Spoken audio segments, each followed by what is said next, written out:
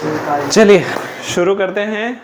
क्लोर alkali process. कौन सी process?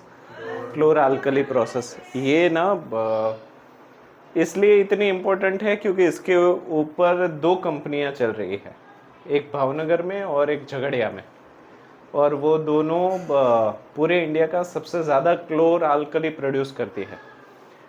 Guess कर सकते हो उन कंपनियों के नाम? आपके पिताजी, ठीक है। और दूसरी झगड़िया में श्रीराम।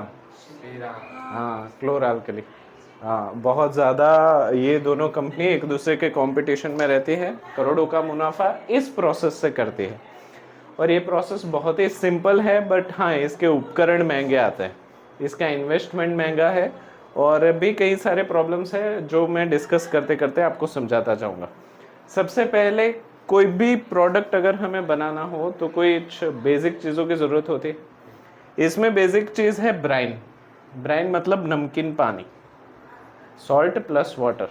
तो यहाँ पे मान लो कि मैं ऐसा एक डब्बा तैयार कर देता हूँ, आप चाहो तो ऐसा डब्बा घर पे भी तैयार कर सकते हो, ठीक है, छोटा अपने लेवल पे।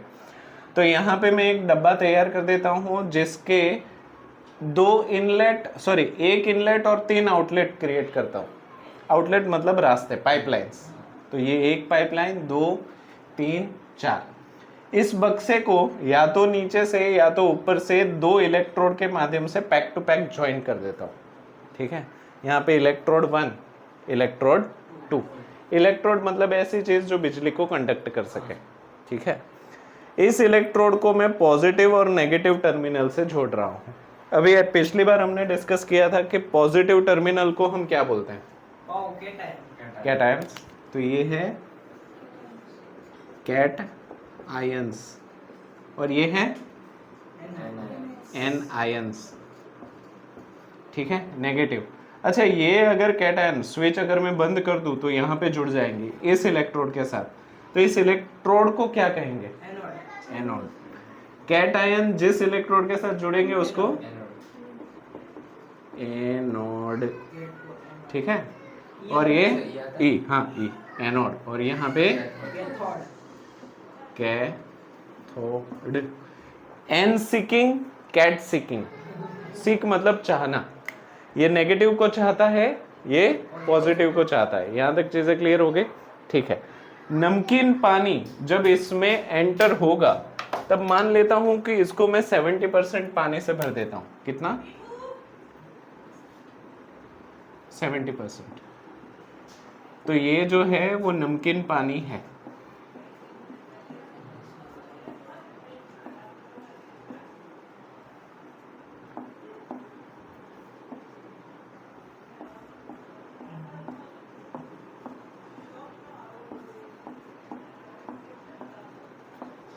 ठीक है। अभी नमकीन पानी में सोडियम क्लोराइड है। अभी ये जो सोडियम और क्लोराइड मैंने आपको बताया था कि जब ये पानी के अंदर मिक्स हो जाते हैं तब उसके आयन रिलीज हो जाते हैं। क्या हो जाते हैं? रिलीज। तो यहाँ पे 2 कलर में सिलेक्ट करता हूँ, एक तो रेड और एक तो ग्रीन। मान लो इस पूरे पानी में रेड कलर जो है वो सोडियम के आयन्स है, रिलीज्ड, और ग्रीन कलर जो है वो क्लोरीन के आयन है, रिलीज्ड, Cl-। अभी मैं हर बार Na+ और Cl- नहीं लिखूंगा, यहाँ पे आपके इजीनेस के लिए मैं यहाँ पे लिख देता हूँ कि dot is equals to Na+ ions, sodium positive ions, और ग्रीन माने क्लोरीन, Cl- आयन। तो यहाँ पे अलग अलग जगह पे मैं रेड और ग्रीन बना देता हूँ। 1, 2, 3, 4, 5, 6, 7, 8, 9, 10, 11, 12। चलो 1, 2, 3, 4, 5, 6, 7, 8, 9, 10, 11, 12, ठीक है। तो यहाँ पे सोडियम और क्लोरीन पानी में घुल जाने की वजह से आयनाइज्ड हो गए हैं, उसके इलेक्ट्रॉन्स थोड़े से रिलीज हो गए हैं। अभी ये पूरा पानी सोडियम क्लोराइड का इसके अंदर 70% मान के चलो भर गया है। ये है इलेक्ट्रोड जिसको पॉजिटिव और नेगेटिव आयंस के साथ जोड़ा हुआ है। 3 आउटलेट है, 2 आउटलेट ऊपर की तरफ है, 8 का आउटलेट साइड के तरफ है। अभी ध्यान से समझो, अभी ये जो स्विच है उसको मैं बंद कर रहा हूँ, ये जो स्विच है इसको मैं बंद यानी कि ऑन कर रहा हूँ। ये कैसा अजीब साउंड करता है ना, बंद कर रहा हूँ यानी कि ऑन कर रहा हूँ। क्लोज सर्किट में दैट इज हाँ कंडक्शन ऑन। ठीक है, तो इसको मैंने जैसे ही बंद किया बिजली दौड़ना शुरू हो जाएगी। अभी जब इसमें बिजली दौड़ेगी तो यहाँ पे मैंने रेड कलर किया है, मतलब इसमें पॉजिटिव आयंस है, ये एनोड है। ये खुद कैसा है? पॉजिटिव। पॉजिटिव अगर अट्रैक्ट करना चाहे तो किसको अट्रैक्ट करेगा? नेगेटिव को ना। पॉजिटिव हमेशा नेगेटिव को अट्रैक्ट करता है। तो यहाँ पे ये तो पॉजिटिव है, तो इसको ये क्या करेगा? रिपेल, धक्का देगा। और ये है नेगेटिव, तो इसको क्या करेगा? अट्रैक्ट। तो जहां जहां पे आपको क्लोरीन दिख रहा है ना, वो यहां पे जाते हुए दिखेगा, और जो भी जितना सोडियम है वो सारा रिपेल होगा, उसको धक्का देगा। वो बोलेगा तू इधर मत आ। ठीक है, यहाँ पे भी ये रिपेल हो जाएंगे और वो अपने हिसाब से। तो ये कैट आयंस के पास, पॉजिटिव आयन के पास नेगेटिव आयन अट्रैक्ट होंगे। यहाँ तक चीज क्लियर? और नेगेटिव आयन के पास पॉजिटिव अट्रैक्ट होंगे। तो पॉजिटिव मतलब सोडियम, ये सोडियम जो है वो यहाँ पे जाएंगे।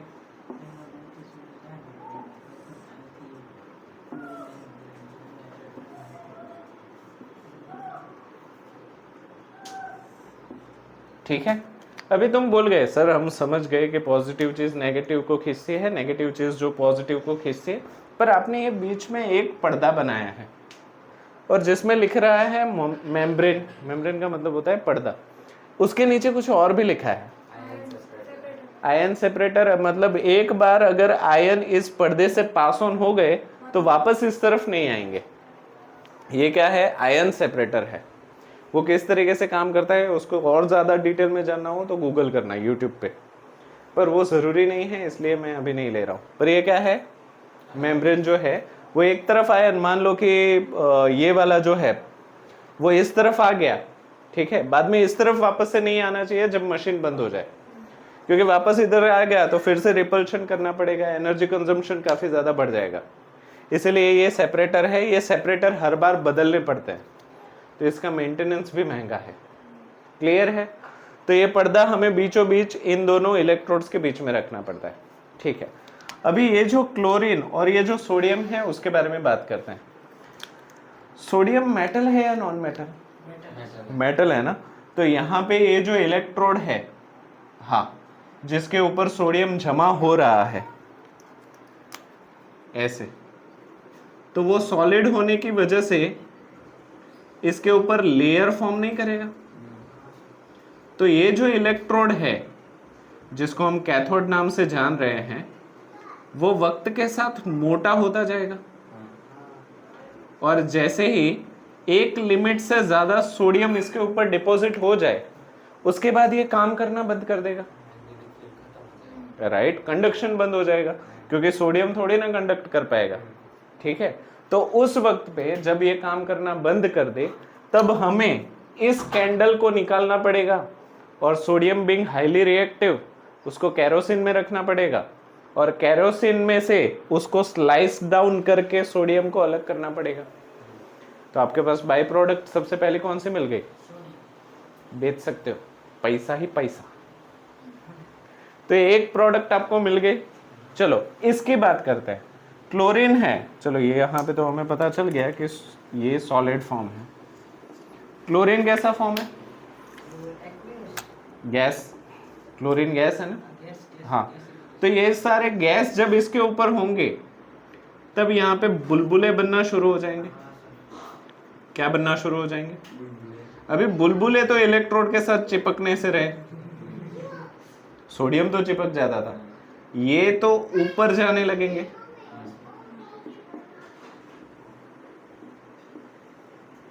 और ये बाद में यहां पे जमा होके यहां से बाहर आ जाएंगे। यहां से मैं किसी भी उसको प्रेशराइज करके या पंप लगा के उसको बोतल में भर सकता हूं। Chlorine is most poisonous gas. अगर क्लोरीन आपके सांस में चला गया तो आप सांस ही नहीं ले पाओगे।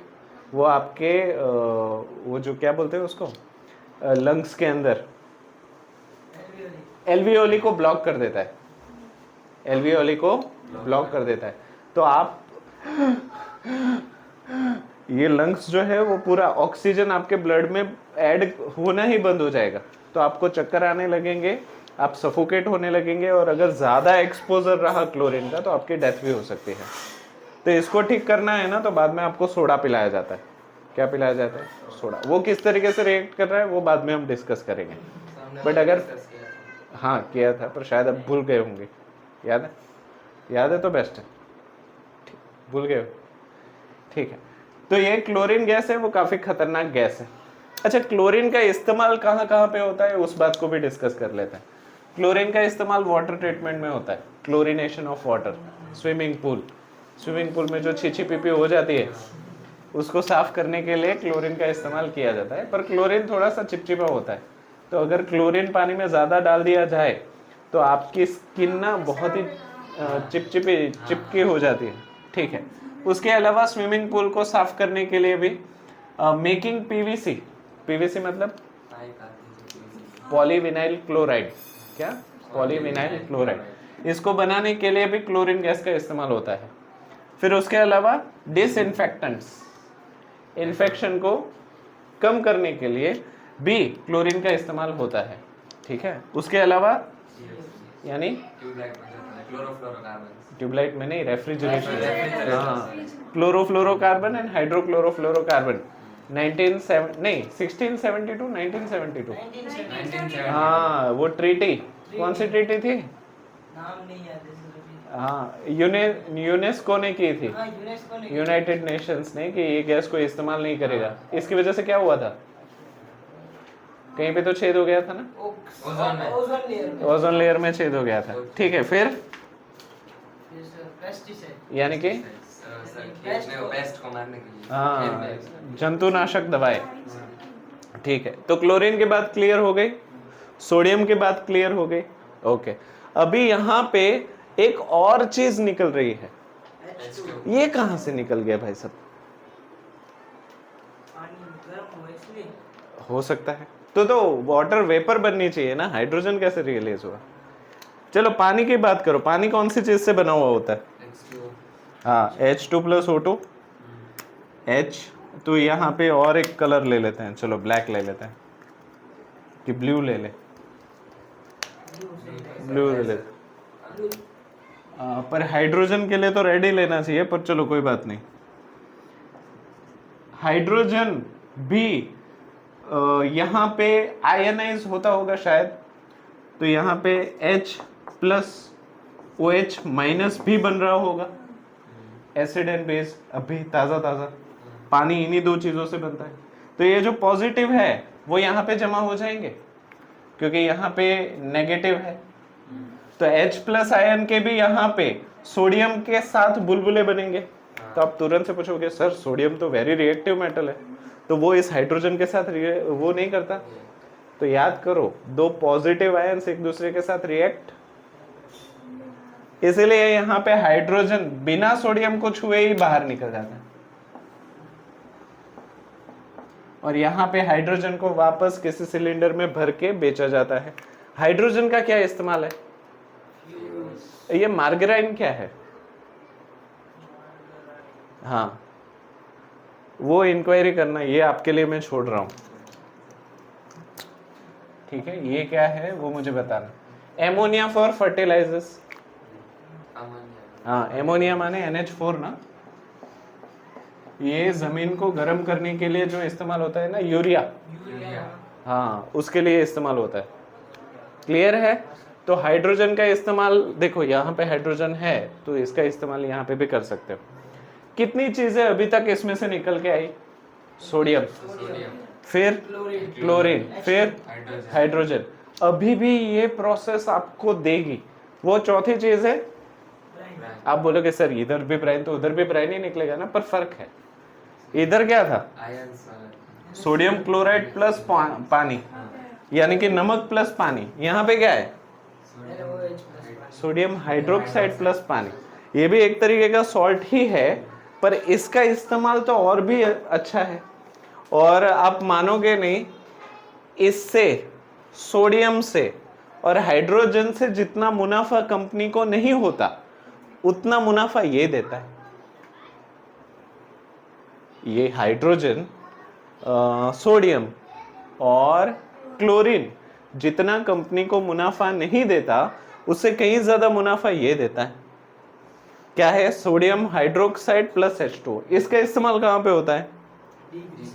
हाँ, बहुत सारे मशीन को हमें ग्रीस करना पड़ता है ताकि फ्रिक्शन को कम किया जा सके। अभी मान लो ग्रीस बहुत ज़्यादा पुराना हो गया, तो उसको निकालने के लिए कुछ तो करना पड़ेगा ना, तो उस ग्रीस को निकालने के लिए इस सॉल्यूशन का इस्तेमाल होता है। उसके अलावा साबुन के दाम सुने हैं? ऐसे दाम सुन के लोग नहाना बंद कर दे। ठीक है, तो जितने भी ये 40-40, 50-50 रुपए हैं, हाँ, वो कंपनी इन्हीं चीजों से पैसा कमाती है। इसके अलावा कोई पढ़ना बंद करेगा? पढ़ाना बंद करेगा?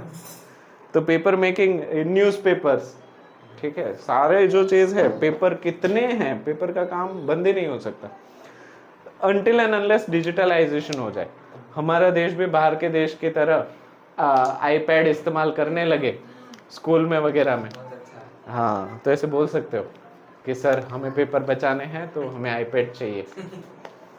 ठीक है, फिर नेक्स्ट फाइबर्स के बारे में आप पढ़ चुके हो 8th स्टैंडर्ड में। हाँ, तो ये नायलॉन बनाने के लिए भी ये चीज़ इस्तेमाल होती है। तो सबसे ज़्यादा प्रॉफिटेबल यही है। तो ये चीज़ तो आप घर पे भी छोटा प्लांट नहीं लगा सकते। तो दिक्कत कहाँ है? लोग क्यों नहीं कर रहे घर पे? और कुछ? घर पे क्लोरीन और H2 का कैप्चर करना हार्ड होगा। हाँ, तो इसके लिए जो तुम्हें मशीनरी लगानी पड़ेगी वो महंगी पड़ जाएगी। हाइड्रोजन काफी फ्लेमेबल गैस है, गलती से भी स्पार्क वगैरह हो गया तो पैसे आने की जगह जान चली जाएगी। ठीक है, उसके अलावा क्या क्या प्रॉब्लम दिख रही है आपको इसमें? आयन सेपरेटर भी मिल जाएगा अमेज़न से। फिर इलेक्ट्रोड्स भी मिल जाएंगे। इसमें बिजली की खपत काफी ज्यादा होती है। ये जो आप बिजली दे रहे हो ना, वो काफी ज्यादा चाहिए और हाई वोल्टेज पे चाहिए। कम वोल्टेज का काम नहीं है। आप सोचोगे 2 बैटरी लगा के मैं बना दूंगा, तो ऐसा नहीं होगा। हाई वोल्टेज चाहिए, पावरफुल करंट चाहिए और कंटिन्यूस सप्लाई चाहिए। एक बार भी सप्लाई बंद हो गई तो मतलब पूरा दिक्कत हो जाएगी। क्लियर है? तो हाई वोल्टेज और हाई पावर चाहिए। मतलब अगर 1 महीने का प्लांट का वो लगाते हो तुम लोग, तो वो जेबी वाले घर आ जाएंगे। तो बोला आपकी प्रॉपर्टी कितनी है, आपकी बीवी की कितनी है, दादाजी की कितनी है, उनके पड़ोसियों की कितनी है, उसके आजू बाजू शहर की कितनी है, वो सारा हमको दे दो, तब भी थोड़ा बच जाएगा। हाँ, मतलब बहुत ज़्यादा है, मुनाफा भी ज़्यादा है, बट इनिशियल इन्वेस्टमेंट भी ज़्यादा है। तो अनटिल एंड अनलेस आप करोड़पति नहीं हो, आप इस प्लांट को नहीं डाल पाओगे। बेनिफिट बहुत है। अगर मैं करोड़पति हूँ तो ये इस प्लांट को मैं डाल दूँ, क्योंकि इसकी मशीनरी, ये सारी चीज़ें हैं, काफ़ी महंगा पड़ता है। क्लियर? तो ये एक चीज़। और कोई प्रॉब्लम आपको दिख रही है? ये हाँ, कहाँ से मिलेगा? हमें सिर्फ सोडियम क्लोराइड चाहिए। समंदर का पानी नहीं डाल सकते, क्योंकि समंदर के पानी में सिर्फ सोडियम क्लोराइड नहीं होता। हाँ, तो बाद में ये सब कुछ मिक्स हो जाएगा। तो हमें सिर्फ और सिर्फ नमक वाला पानी चाहिए, सिर्फ और सिर्फ नमक वाला पानी चाहिए। उसमें पानी भी डिस्टिल्ड होना चाहिए। वो घर का नल खोल के भर लेंगे वैसे वाला केस नहीं है। ठीक है, तो ये नमक और ये भी डिस्टिल्ड चाहिए। और बाद में ये पूरी जो प्रोसेस है वो काफ़ी क्लोज सिस्टम में एग्जीक्यूट होती है। तो कहीं पे भी हल्का सा लीकेज प्रोडक्ट पे भी असर डालेगा और प्लांट में जो लोग काम कर रहे हैं उस पे भी असर डालेगा। हैजर्डस है, जान जा सकती है। ठीक है, तो इतनी सारी चीजें हैं। कोई चीज ना समझ में आई हो तो बताओ। इस प्रोसेस को कहते हैं chlor alkali process, for obvious reason. Chlor means chlorine, alkali means sodium hydroxide, chlor means chlorine, alkali means base. Clear है? इसका रिएक्शन कुछ इस तरीके से होता है, 2 sodium chloride aqueous 2H2O liquid gives sodium hydroxide plus chlorine gas plus H2। Clear? इस process को क्या कहते हैं? क्लोर अल्कलाइन। फिर भी एक बार देख लो, कुछ ना समझ में आया तो बताओ। वो बस एक मार्गराइन रह गया है, बाकी सब तो क्लियर है। वो तो मार्गेरिटा पिज्जा जैसा ही लग रहा है। मार्गरेटा पिज्जा मालूम ठीक है, और कुछ है? पक्का? ठीक है, इसको बनाना है या चलेगा? चलेगा सर, आता है बहुत। सोच लो, बुक में उतना डिटेल नहीं है।